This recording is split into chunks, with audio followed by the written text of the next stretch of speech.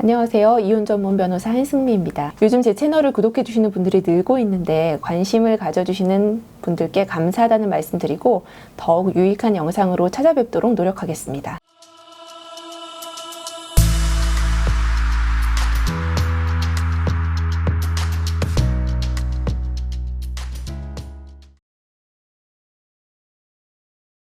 이번 영상에서는 황혼이혼에서 위자료에 대해 말씀드리려고 하는데요.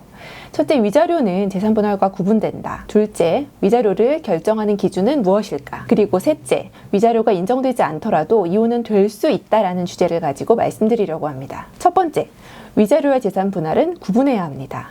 위자료는 말 그대로 정신적 고통에 대한 손해배상을 말합니다. 재산분할은 혼인기간 중 마련한 재산에 대한 청산과 이혼 후 부양을 염두에 둔 제도입니다. 법원은 이혼 시 위자료로 얼마를 지급하라고 할까요? 법원은 통상적인 경우 1,000만 원에서 3,000만 원 정도에서 위자료를 결정하고 있습니다. 사람이 죽었을 경우 인정되는 위자료가 1억 원 정도인 점을 생각한다면 3,000만 원이 너무 적은 것은 아닌 것 같습니다. 하지만 30년, 40년 혼인기간 동안 고통받은 것에 대해 위자료가 3,000만 원 정도면 너무 적은 것 아닌가라는 느낌이 드실 수는 있을 것 같습니다. 둘째, 위자료를 결정하는 기준은 무엇일까요? 어떤 사건은 위자료가 안 나오기도 하고 간혹 어떤 사건은 위자료가 5천만 원, 심지어 1억 원까지 나오기도 하는데요. 도대체 무엇 때문에 그런 차이가 발생하는 걸까요? 법원은 원피고의 나이, 혼인기간, 경제적인 능력, 혼인 파탄의 경위, 둘 사이의 자녀의 수, 그 자녀의 연령, 그간의 부부관계 등 부부 공동생활의 구체적인 태양, 부정행위로 인한 이혼의 경우에는 부정행위의 상대방과의 그 기간, 육체적, 정신적 관계의 정도, 혼인 파탄이 원고의 가족관계나 생활에 미친 영향 등 변론에 나타난 여러 가지 사정을 참작한다라고 그 기준을 제시합니다. 구체적으로 두 가지 사례를 말씀드리도록 하겠습니다. 혼인생활이 2년 남짓한 아내와 남편은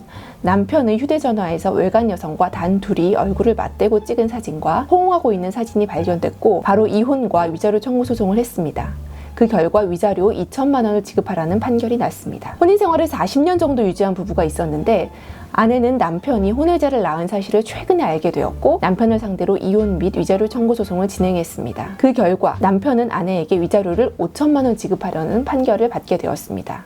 셋째, 위자료가 안 나오는 사건도 이혼이 될 수 있습니다. 이게 무슨 말인가 싶을 수 있는데요. 말 그대로 혼인 파탄이 인정되거나 유책성이 인정되어서 이혼은 성립하지만 위자료는 없는 것으로 끝나는 이혼 사건이 상당히 많습니다. 정확한 통계는 없지만 제가 연간 수백 건의 이혼 사건을 진행하면서 나름의 통계를 내보자면 위자료 없이 이혼하는 사건이 절반 정도는 되는 것 같습니다. 즉 법원은 위자료 없이도 이혼을 성립시키고 있고 서로의 잘잘못에 대해서는 우리가 생각하는 것보다 관심이 적다는 것입니다. 그렇다면 황혼이혼일수록 위자료보다는 재산 분할에 집중해야 한다는 것이 저의 결론입니다. 이렇게 중요한 황혼이혼 시 재산 분할에 관해서는 다음 시간부터 몇 차례에 걸쳐서 말씀드리도록 하겠습니다. 끝까지 시청해 주셔서 감사합니다.